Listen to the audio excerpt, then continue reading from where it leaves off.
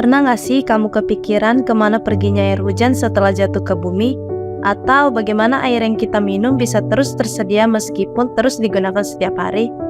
Nah, semua itu bisa dijelaskan lewat sebuah proses alam yang luar biasa, yaitu siklus hidrologi. Bersama saya yang bernama Jessica akan menjelaskan apa itu siklus hidrologi. Siklus hidrologi atau bisa disebut dengan siklus air adalah pergerakan air di bumi yang terus-menerus dari atmosfer ke bumi dan kembali lagi ke atmosfer melalui berbagai proses seperti evaporasi, kondensasi, presipitasi, dan transpirasi. Siklus hidrologi adalah proses alami yang menjaga ketersediaan air di bumi. Air bergerak dalam berbagai fasenya melalui atmosfer, ke bumi melalui daratan, dan ke lautan, kemudian kembali lagi ke atmosfer. Proses ini tidak pernah berhenti sehingga membentuk rangkaian melingkar perjalanan molekul air.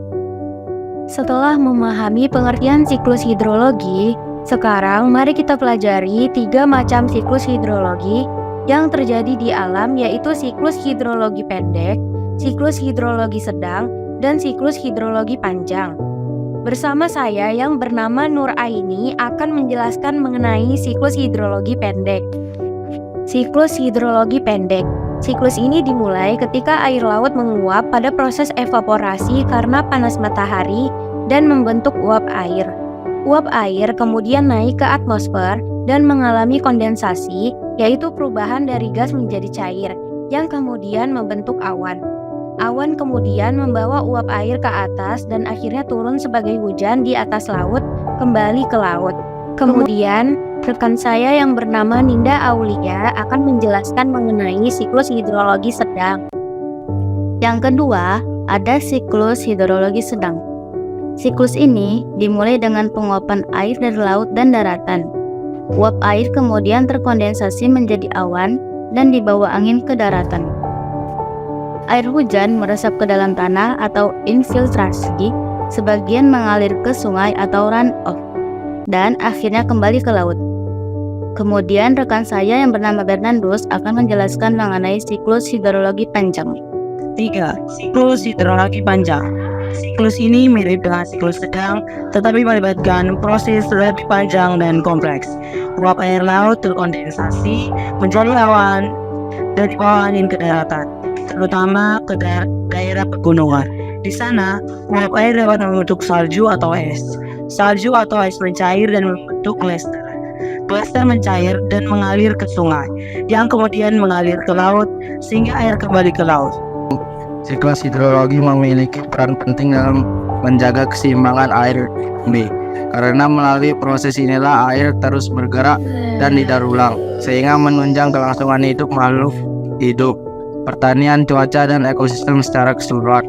Bersama saya yang bernama Rizky Luman akan menjelaskan mengenai peran penting siklus hidrologi bagi kehidupan di bumi. Yang pertama, menjaga ketersediaan bersih. Yang kedua, mengatur pola cuaca. Yang ketiga, menjaga keseimbangan ekosistem. Yang keempat, mendistribusikan air ke seluruh permukaan di bumi. Yang kelima, mencegah banjir dan kekeringan. Yang keenam, membersihkan biosfer. Dari materi yang sudah kami jelaskan mengenai siklus hidrologi, kami akan memberikan beberapa kesimpulan mengenai materi hari ini. Saya yang bernama Nur Aini dan rekan saya Ninda Aulia akan memberikan kesimpulannya. Mempelajari siklus hidrologi atau siklus air memberikan pemahaman tentang pentingnya air sebagai sumber kehidupan dan bagaimana siklus tersebut mengatur cuaca dan ekosistem di bumi. Mulai dari kita memahami apa itu siklus hidrologi, kemudian memahami macam-macam siklus hidrologi, hingga memahami peran penting siklus hidrologi bagi kehidupan di bumi. Ya, betul sekali. Pemahaman ini penting untuk mengelola sumber daya air, memahami dampak perubahan iklim, dan mengurangi resiko bencana alam seperti banjir dan kekeringan.